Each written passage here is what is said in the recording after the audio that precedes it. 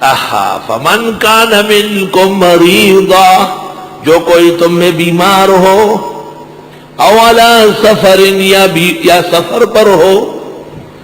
ایسے لوگ ہو سکتے ہیں کہ کبھی بیماری ایسی ہے کہ اگر آدمی روزہ رکھے تو بیماری بڑھ سکتی ہے، یا خدا نخواستہ دوا نہ کھانے بعض صورتوں میں مر بھی سکتا ہے.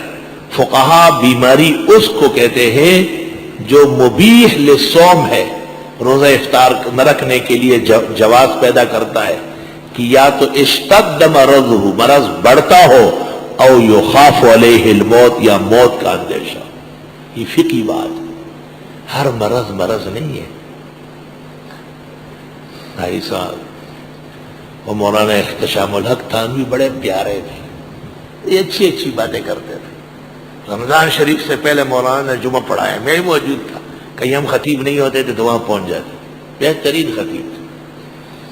کہنے لگے میرے پاس ایک نیک آدمی آیا، ہمارا دوست، اس نے کہا حضرت مولانا آپ کو پتہ ہے رمضان شریف آ رہا ہے، بڑا پیارا مہینہ ہے، بڑا بزرگ مہینہ ہے، لیکن آپ کو پتہ ہی ہوگا کہ میرا کام بہت زیادہ ہے، دفتری میں روزہ نہیں رکھ سکتا. آپ میرے لیے کوئی ایسا مسئلہ بتائے کہ گناہگار بھی نہ ہو جاؤ اور روزے سے بھی بچ جاؤ. مولانا نے فرمایا کہ میں نے ان سے کہا کہ اس سے پہلے ایک حکایت سن لو. ایک بڑے میاں کا پاجامہ سل گیا تھا لیکن لمبا سل گیا، تو اس نے اپنی گھر والی کو کہا کہ یہ پاجامہ تو بہت لمبا ہے، جب تجھے کام کی فرصت ہو جائے اس کے ذرا پانچہ کاٹ کے دوبارہ سلائی کر. پھر خیال آیا بڑی بوڑھیاں ہیں، اس کو کہاں یاد رہے گا، تو بڑی باوج کو کہا آپ جب گھر کے کاموں سے فارغ ہو جائے، پاجامہ بڑا ہے، اس کو کاٹے دوبارہ سی لیں. پھر خیال آیا سارے گھر کا بوجھ اسی پر ہے، تو چھوٹی بچی تھی وہ بھی سلائی جانتی تھی، کہا بیٹی آپ کو جب موقع ملے نا تو میرا پاجامہ بڑا سلا ہے، اس کے پانچے کاٹ کے دوبارہ سی لو. گھر والی کو موقع مل گیا، اس نے پاجامہ ناپ کے ایک بالے 4 انگوش کاٹا، سلائی کی رکھ لیا.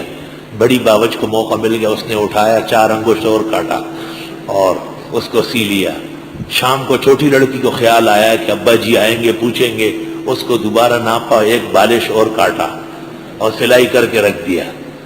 رات کو جب ابا جی آئے پاجامہ اٹھا کے دیکھا تو پاجامہ نہیں تھا، جنگیا بن گیا.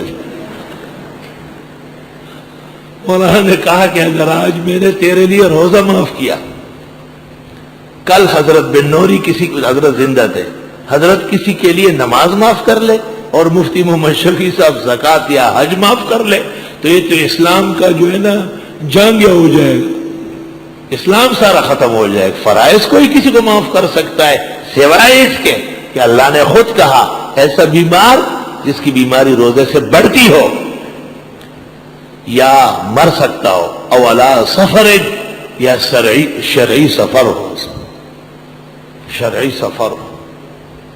فعدۃ من ایام اخر. شرعی سفر جب آدمی انگریزی میل کے حساب سے اپنے شہر گاؤں وطن سے کم از کم 48 میل دور جا رہا ہو، یہ مسافرت ہے. تو جب شہر کے مضافات، متعلقات، گراؤنڈ، قبرستان، میدان، زمینوں سے باہر نکلے تو یہ 4 فرض 2 پڑے گا. جب اس قسم کا سفر دن میں درپیش ہے تو اجازت ہے کہ وہ سحری نہ کرے اور روزے کی نیت نہ فرمائے.